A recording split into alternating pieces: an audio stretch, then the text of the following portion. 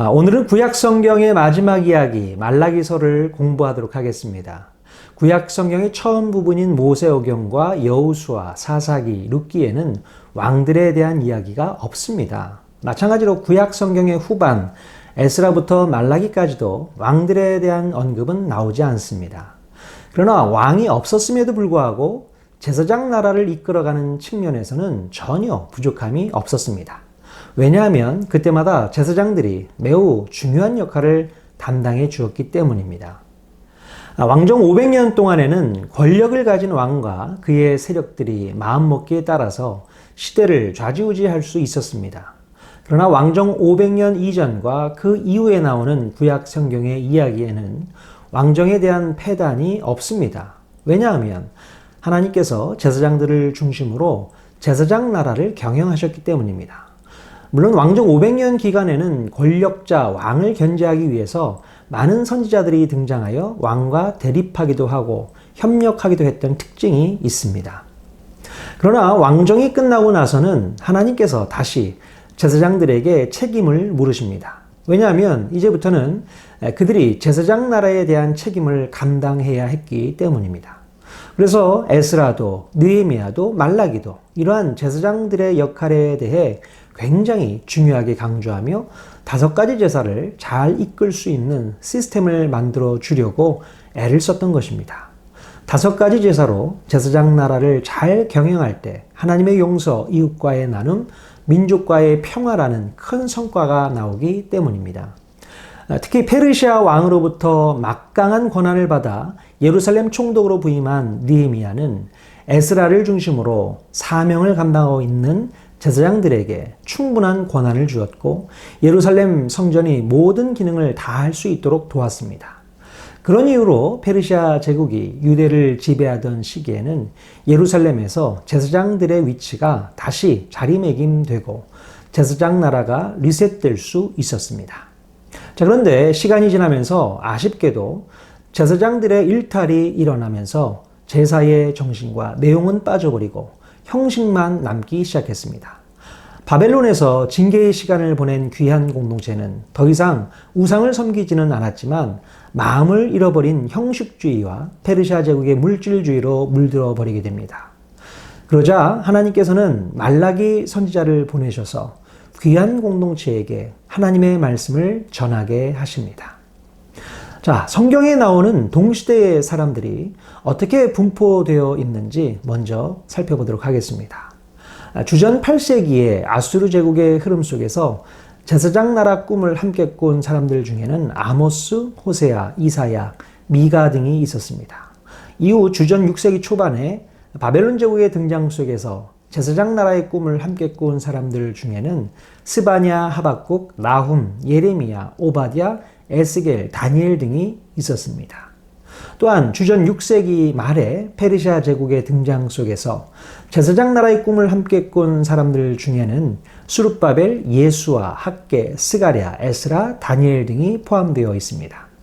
그리고 이제 구약 성경의 마지막 주전 5세기경에 살았던 사람들 중에는 에스라, 에스더, 느헤미야, 말라기, 그리고 페르시아의 아닥사스다 왕 등이 동시대에 살았던 사람들입니다. 특히 주전 5세기경에는 왕이나 선지자가 아닌 제사장들의 역할이 중요했던 시기였음을 동시대에 살던 사람들의 기록에서 드러나고 있습니다.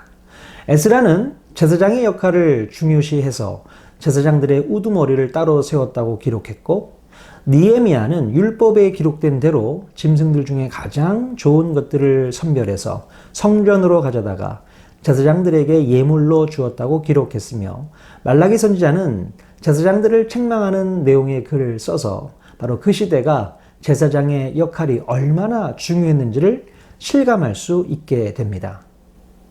자, 우리는 지금 구약 성경의 맨 마지막에 위치한 말라기서를 공부하고 있는데요. 우리가 성경을 통독할 때에 주의할 사항이 있습니다. 성경을 통독하다가 보면 에스라, 느헤미야, 에스더 다음에 시가서와 선지서를 읽을 수 있게 되는데요. 그리고 맨 마지막에 말라기 말씀을 읽게 됩니다. 그러나 그 순서로 읽을 경우에는 성경의 역사순 흐름을 놓칠 수밖에 없습니다. 말라기 선지자는 에스라, 느헤미야와 거의 같은 동시대의 사람이기 때문에 말라기 말씀을 에스라, 느헤미야와 함께 묶어서 읽는 것이 성경을 이해하는 데 큰 도움이 될 수 있습니다. 자, 여러분이 넉 장밖에 되지 않는 말라기 말씀을 읽어보면 짧은 기록의 분량이지만 하나님께서 말씀하신 내용이 대부분을 차지하고 있다는 것을 알게 됩니다. 이 비율은 모든 예언서 중에서 가장 높은 비율인데요. 이 짧은 말씀 속에 하나님의 답답한 마음이 기록되어 있음을 알 수 있습니다. 자, 그렇다면 말라기 말씀에는 어떤 말씀이 기록되어 있는지 지금부터 살펴보도록 하겠습니다. 첫 번째는 하나님과 이스라엘의 슬픈 대화 이야기입니다. 자, 도대체 하나님과 이스라엘이 무슨 대화를 나누었길래 슬픈 대화라고 했을까요? 하나님께서는 말씀을 시작하자마자 내가 너희를 사랑하였노라 말씀하십니다. 당시 말라기 선지자를 통해서 이 고백을 들은 이스라엘 백성들의 대답은 무엇이었을까요? 바로 주께서 어떻게 우리를 사랑하셨나이까 였습니다. 오히려 이렇게 싸늘한 질문으로 화답하는 것을 볼 수 있습니다. 내가 너희를 사랑하였노라 라는 하나님의 사랑 고백에 이스라엘 백성들은 그 사랑에 감격하며 감사의 고백으로 화답했어야 했지만 긍정적인 대답이 나오지 않았다는 것입니다. 에스라, 느헤미야 시대의 후반부에 접어든 말라기 시대의 이스라엘 백성들은 마음이 빠져버린 형식주의에 치우쳐 있는 상황에 이르렀음을 알 수 있습니다. 하나님께서는 이 대화를 끝으로 그 대화를 더 길게 이어가지 않으시고 400년 동안 침묵하십니다. 그리고 결국 400년이 지난 후 오랜 침묵 끝에 하나님께서는 세상을 이처럼 사랑하사 독생자를 주셨다고 말씀하십니다.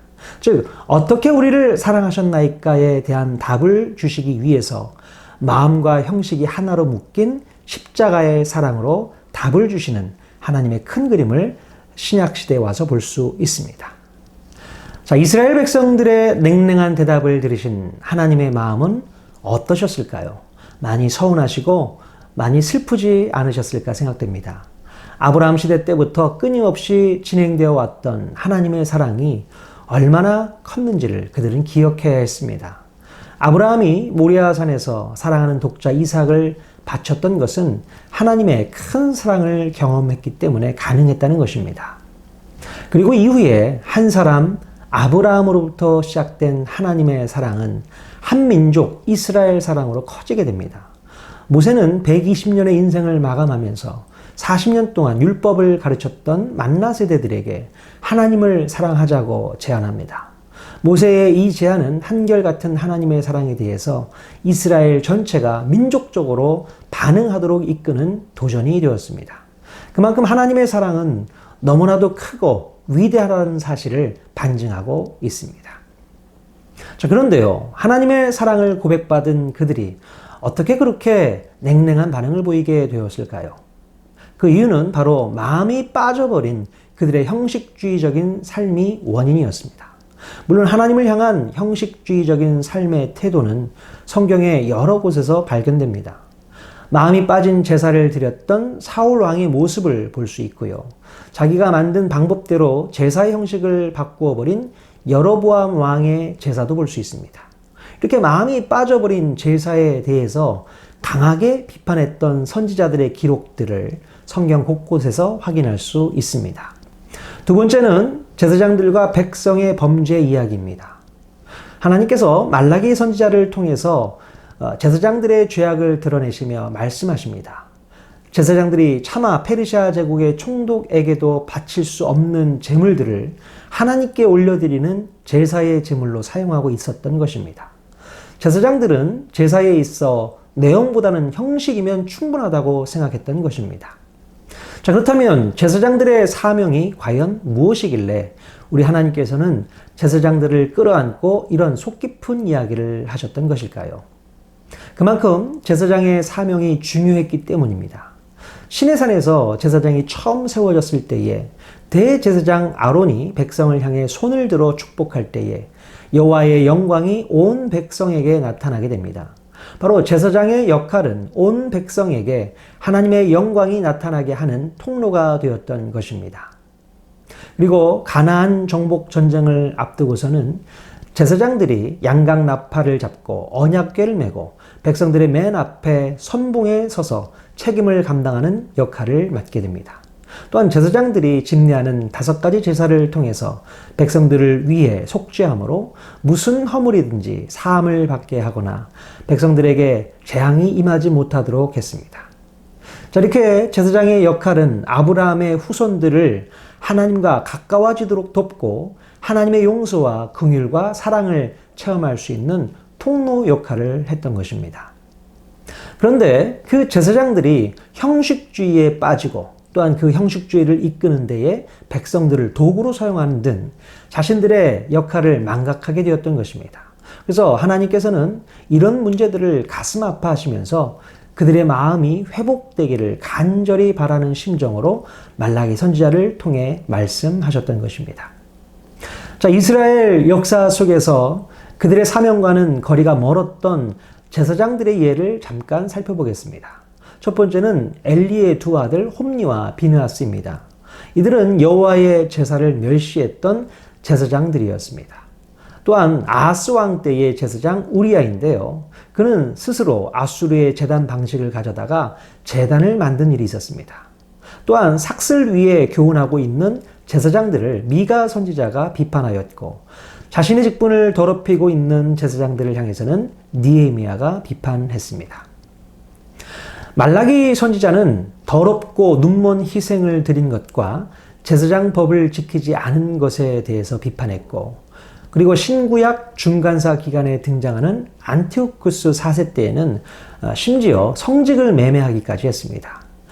드디어 예수님 때에는 제사장 그룹이었던 사두개파들이 예루살렘 성전을 강도의 소굴로 만드는 이야기까지 이어진 것을 볼 수 있습니다. 자, 지금까지는 제사장들의 문제점을 살펴보았는데요. 그렇다면 말라기 선지자 시대에 백성들의 상황은 어땠을까요? 바로 여기서 11조 이야기가 나오게 되는데요.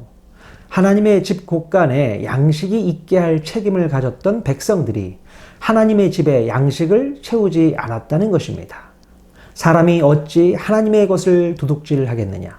그러나 너희는 나의 것을 도둑질하고도 말하기를 우리가 어떻게 주의 것을 도둑질하였나이까 하는도다.